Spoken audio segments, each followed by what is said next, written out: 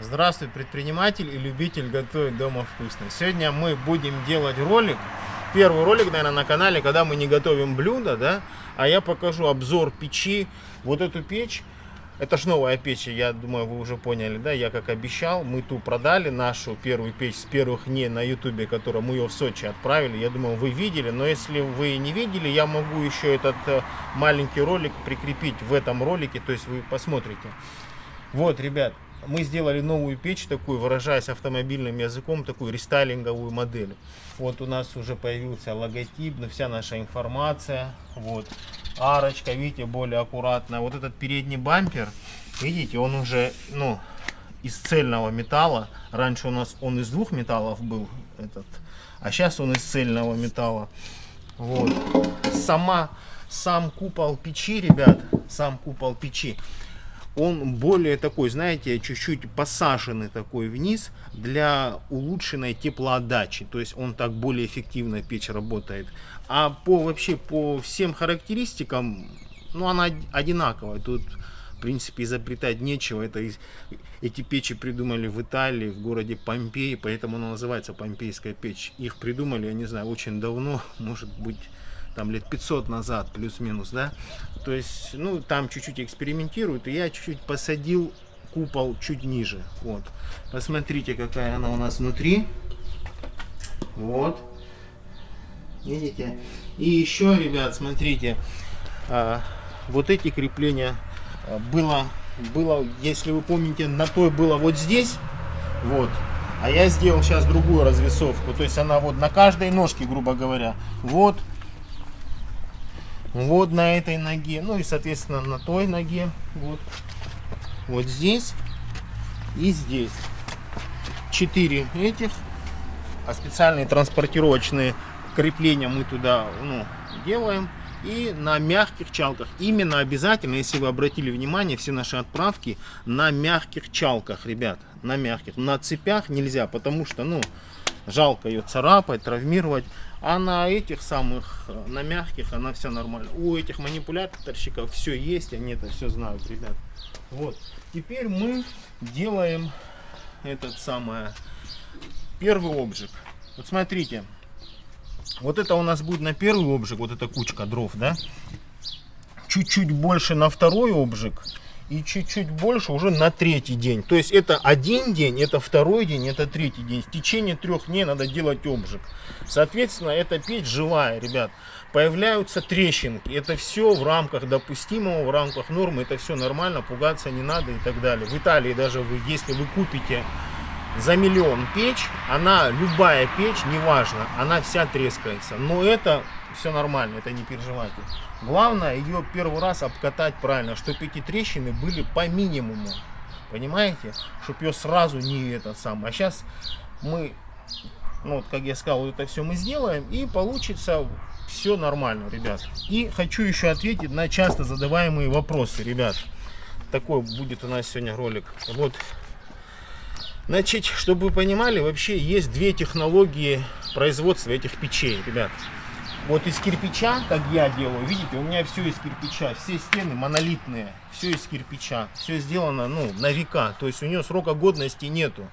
Говорят, а какой срок годности? Там нету срока, вечная, она вашим внукам ее хватит. Вот. 2 технологии, вот я когда обучался во Флоренции, да, там 2 технологии, из кирпича и из термобетона, это современная такая технология, даже производители, не буду говорить кто, они дают 3 года гарантии. Через 3 года начинает сыпаться, надо ее новую покупать, понимаете? Но это все коммерция, бизнес. А у меня первые печи по этой технологии, по кирпичной, а других технологий не было тогда, делали в Помпеи, в Италии. Вот, и они до сих пор стоят, и еще будут столько же стоять. Это первый вопрос. Второй вопрос. Время разогрева печи. В зависимости от температуры окружающей среды. Летом, когда у нас жара, да, она минут 45-50, все, можно уже блюдо закладывать. А когда зима, там минус 30, чуть больше, 1,5 часа. То есть плюс-минус там полчаса туда-сюда. Вот. Следующий вопрос.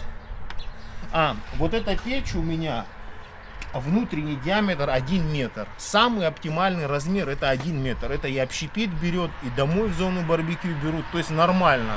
Золотая середина. Ну, по финансам, если нету, можно меньше, больше и так далее. Это уже индивидуально решается. Расход дров. Смотрите, ребят, расход дров, естественно, они хвои, это уже понятно, я думаю, это только вот фруктовые, там, твердые породы деревьев, не хвоя. Вот, расход дров у нас идет, смотрите, при активном общепитовском режиме, каждый день, да, общепит работает, ну, вот сотый диаметр потребляет где-то, ну, 1,5 куба дров, хорошо даже округлил, вот, 1,5 куба дров, это по деньгам, ну, 3,5-4, дороже не найдете, вот. Ну а там и дешевле. А если брать там газ, свет и так далее, да, на коммерции же в 2-3 раза дороже все тарифы, правильно? Там получается она в день электрическая, вот эта такая, ну, обычная пицца-печь мотает, наверное, блин, в день 1,5-2 тысячи она мотает. Ну не 2, но где-то 1,5, где-то вот так она плюс-минус мотает. Это получается, ну сами считайте, уже времени нету. Вот. А развалится, не развалится, очень часто спрашивают. Ребята, не развалится. То, что она кирпич, там дорога, транспортировка, там нет. Ну, я коротко отвечаю, нет, уже все, вы мне эти вопросы не пишите. Мы и в Питер отправляли 2 с лишним, и вообще и по серпантину в Сочи отправляли ту печь, которая год уже у нас работала, с трещинками, там все нормально. Короче, этот вопрос, я думаю, мы закрыли навсегда. Форсунки. Многие мне говорят, а можете нам поставить форсунку газовую, там это, то все. Ребят, я говорю, сама фишка этой печи, блин, дрова, запах дыма и так далее. Ну зачем вам форсунка, зачем вам, я не знаю, газ? Ну, если кто-то хочет форсунку, я оставляю закладную. Я форсунками не занимаюсь. Я просто принципиально форсунками не занимаюсь. У меня там есть, ну, из Италии варианты, там они предлагают свои форсунки там и так далее. Я, короче, их не беру просто потому, что не хочу. Вот. Но если вы хотите, ищите, я вам закладную оставлю, а потом сами вставите форсунку. Так, следующий вопрос. Перевозить. Вот, например, ну, кранную привез, поставил. Вот иди сюда. Вот кранную привез, поставил на вот такое покрытие, правильно? Вот, специально, видите, у нас тут вот это расстояние 10 сантиметров. Сюда вот эту гидравлическую рохлю загоняешь, с любой стороны, с 4 сторон загоняешь. То есть ты ее поднял, и все, и ты можешь ее куда хочешь двигать. Вот, например, нам надо сейчас проехать вон туда.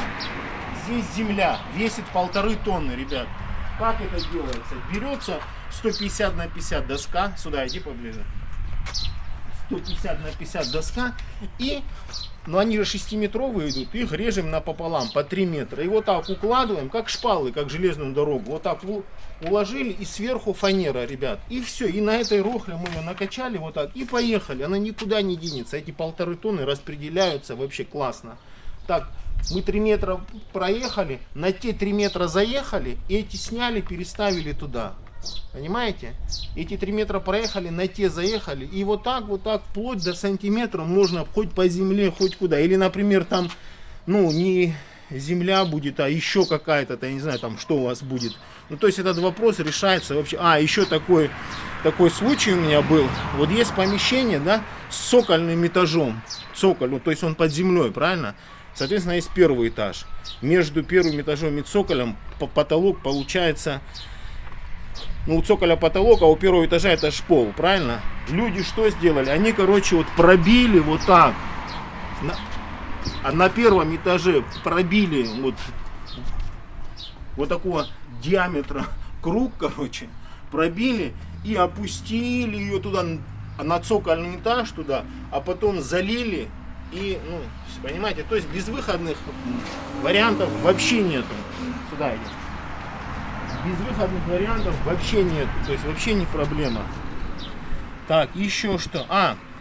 Ребят, ну это я считаю вот несерьезно. Не пишите мне в комментариях, сколько стоит печь там и так далее. Ну, я на эти вопросы отвечаю только, ну, на WhatsApp, там он везде у меня фигурирует, этот WhatsApp, там и так далее. Вот, на почту, вот, пожалуйста, почта. на директ пишите, на WhatsApp пишите, куда хотите. Но не в, в комментариях, я считаю, это глупо как-то в комментариях обсуждать там, ну, все, что вам надо и не надо, да. Так, по вопросам мы все решили. Вот. Все. Теперь это сюда, ребят. Вот. И идет у нас первая закладочка. Вот столько дров нам все хватит, ребят. Вот. Так, сюда иди. Вот и такую кучку мы сооружаем.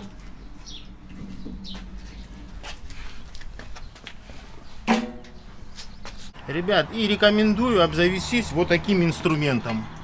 Вот такой баллон, вот такая это. Вот эти маленькие баллончики, но это не серьезно просто. Для такой печи надо уже более профессионально брать.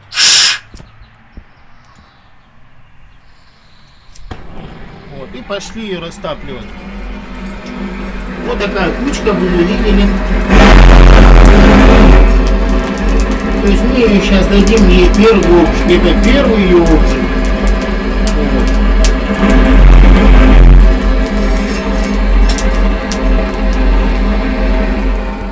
Вот. Сегодня вот эта кучка, завтра это, послезавтра это. И я думаю где-то, ну, завтра, послезавтра и на следующий день мы сделаем уже первый ролик нашей новой печи.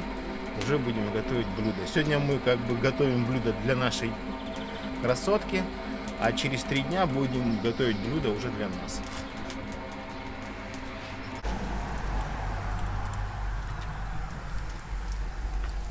Все, ребят, вот так происходит горение, обжиг. Теперь посмотрите, дай камеру сюда. Вот я хочу вам показать. Вот такие трещины, ребят, видите? Вот это все, это даже отлично. Вот трещина тут буквально миллиметр. Вот. То есть это ни о чем не говорит. Это все в рамках допустимого. Здесь трещины вообще как толщина волоса. Вот. Вот, то есть вот оно устье, да, печи. И вот. Это все нормально. Вот. Понимаете? Вот. Вот. Вот. То есть это ни о чем. Видите, трещины для нее все хорошо. Вот она вот так горит. Так. Так, видите, какая тяга хорошая, ребят. Вот. С устья, видите, вообще ничего не идет. Дым не валит. Только он с трубы, видите, все идет. Все отлично. Вот завтра мы вот эту кучку сделаем, послезавтра эту кучку сделаем. И все. На, держи. Вот. И будем уже потом готовить блюдо, ребят. Ну все, я вам, по-моему, все показал, все ответил, такие элементарные моменты. Но, знаете, когда долго занимаешься чем-то, когда ты что-то знаешь, думаешь, что все знают, понимаете? А так как вы задаете эти вопросы, я решил вам сегодня такой нестандартный ролик сделать. Показать обжиг, ответил на вопросы. Если еще какие-то у вас вопросы, но эти вопросы, я не знаю, несколько лет такие часто задаваемые вопросы, я их специально подчеркнул сегодня. Если у вас еще какие-то вопросы, в комментариях под этим роликом пишите, в комментариях и так далее, ребят.